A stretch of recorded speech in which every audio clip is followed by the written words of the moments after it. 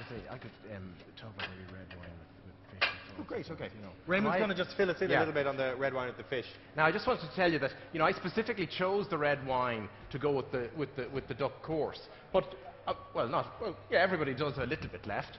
And it'll just be a little experiment to see. I'd be very interested to talk to these people once they've tried this red wine with the fish. But you obviously, no, never do that. Don't get too hidebound by rules and regulations, particularly when you see a situation here where there's quite an amount of seasonings and flavourings in addition to the main basic ingredient, you know? Think of those as well. If they're beginning to take over the actual flavour, then you need to be thinking of matching to them as well, and certainly not trying to clash. But as I said to you, I would say the caveat is I chose this specifically to go with the duck dish, but let's see. And you only ever learn by experimentation. Don't get hidebound by the rules. Try something. If it works, great. If it doesn't, well, you've learnt something. Okay? So we're all going to learn something here now. Is it a question of, you know, is there kind of a general guideline that if it's a lighter red, it's going to work better with fish than... A greater chance, yeah. A greater chance. And certainly red wine, something like a light red, a Beaujolais, for instance, with salmon.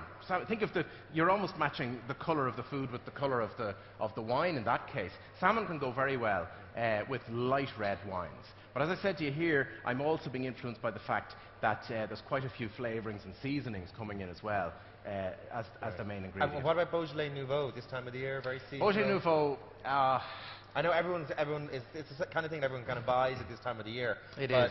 People who write about wine have a different view on it. I'll tell you about Beaujolais Nouveau. I think it's acted as a very two-edged sword for Beaujolais in general. Initially, it raised the profile fantastically. I mean, everybody became aware of it. But it then fixed in consumers' minds that Beaujolais was cheap and cheerful to be quaffed back and not much else. And you know, while it raised the profile, first of all, I think it did an awful lot of damage to the profile in the long term. Short-term gain, long-term loss, because people now just dismiss Beaujolais as just an insignificant little wine. And good Beaujolais, and I emphasise good Beaujolais is a great wine. It's everything that wine should be. You sip it and you say, that's gorgeous fruit, and you want to quaff it back, and it makes you feel good. It's great. It's not complex, it's not deep. You don't want to write a sonnet after it, but you love it. So chase after good Beaujolais, I would say to you, and try and get out from under that cloud that was created by Beaujolais Nouveau. Did a great job initially, but not in the long run. That would be my view. Great. Well, we're going to serve this up now.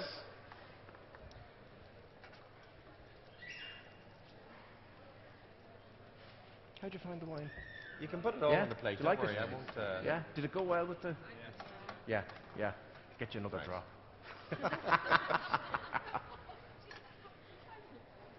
Are you okay? Great. Are you sure? Okay. I won't. Nobody will. What about yourself? Yeah, of course. There's super step. Now let's see. Yeah. Now this is I think you saw we. Oh. Well, we're not really going to be able to use this.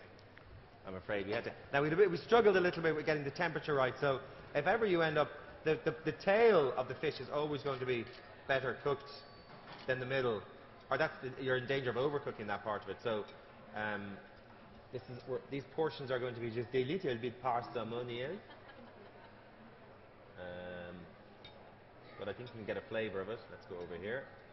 I wouldn't be waiting on them. I'd dive in there if I were you. I'll hand over these plates here, Ross. Thanks. And give you some of them. There we are. Actually, why don't you grab some of those while I'm doing the other part? Let me put that in there. Ooh, that was a close call. Sorry. Okay. Oops, sorry. Over here. How's the spices there with the sea bass? You've only got a mouthful there. Tapas portions here. A soupçon. You started the Christmas diet early. Yeah. And then how is it with the... I just want to get you a piece that isn't... There's some of the tomato. Do you want some of that tomato there? How's that with the... Watch that. I'll try and get rid of him. Oh my God. A wasp. A dying wasp. She loved the fish. There we go. That's the house wasp. Sorry. Well, we didn't know you. He's a fish eater. How was that with the red wine? Any feedback on that? The matching? Or mismatching. Good, good. Yeah, great. Push the spices. There we go. Something of a success. So we learned something new there. Right, well, thanks very much indeed, Atul Kutcher, Chef of the Year 2009. Atul Kutcher's not here. Oh, sorry, what am I saying? Oh, my God. Sunil, sorry, Sunil. No Sunil Ghai, Chef of the Year 2009. Thank you very much Thank indeed. you very much. Thanks, Don. Thank you. And thanks very much to our chef's table and to Raymond Blake.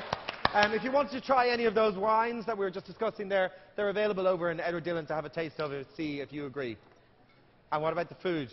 Well, if you want the fish bones now, you're welcome. All right, thanks very much indeed. We'll be back later with more demonstrations. Enjoy the rest of the show. A big thank you to Ross Golden Bannon and Sunil Ghai, and indeed all the chefs that are taking part in the chef's table. If you love cheese, you're going to love the Sheridan's cheese tasting taking place right now in the Merrion Suite. Make your way to the Merrion Suite for cheese tasting with Sheridan's cheese.